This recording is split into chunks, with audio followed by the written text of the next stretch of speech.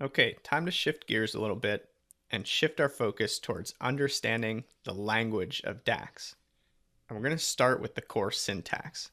So consider a simple sum function like this. Let's break this down into its component parts, starting from the left. In gray, we have the measure name. And like I mentioned, measures will always be surrounded by brackets when referenced in formulas, so having spaces here is okay. Now the next component immediately following the equal sign is the function name. Now, interesting note here, calculated columns don't require functions, but measures do. So a calculated column could have what's called a naked reference, meaning it points to a column on its own, not an aggregated version of that column. And that's okay because calculated columns evaluate row by row by row, so you could create calculations for things like discount price, like we practiced in the query editor, where you're essentially taking the value from another column, like retail price, and applying some sort of operation against it. On the other hand, you can't do that with measures. If you try to define a measure with a naked column reference, like transactions quantity, Power BI will return an error since it doesn't know how to translate that into a single value. So you need some sort of aggregation there.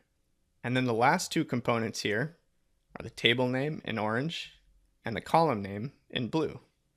And this particular example reflects what's called a fully qualified column, since it's preceded by the table name. And like we talked about when we were working with the query editor, table names with spaces have to be surrounded by single quotes.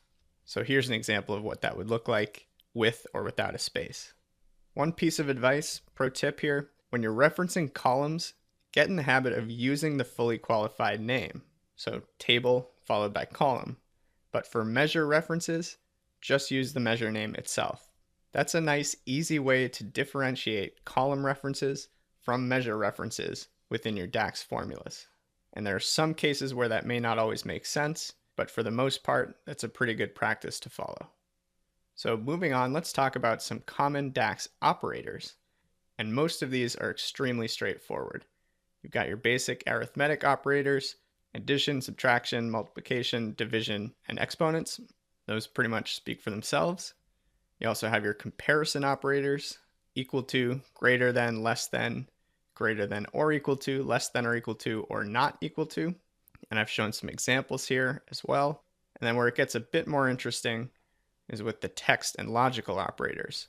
And these ones are a little bit different from other formula languages that you may be used to. So one of the consistent ones is using the ampersand as a concatenation tool, where you can combine values to produce a single text string. But some of the newer ones are the double ampersand, which is an AND condition, or the double pipe, which is the OR condition. And on most PCs, you can find that pipe icon by holding Shift and pressing the key right beneath the backspace. And the fourth example here is called IN, which creates a logical OR statement based on an entire list contained within curly brackets.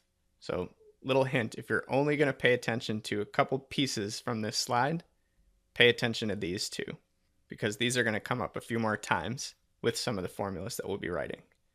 So from here, we're going to outline some of the most common function categories, then begin to add some new calculated fields to our AdventureWorks report.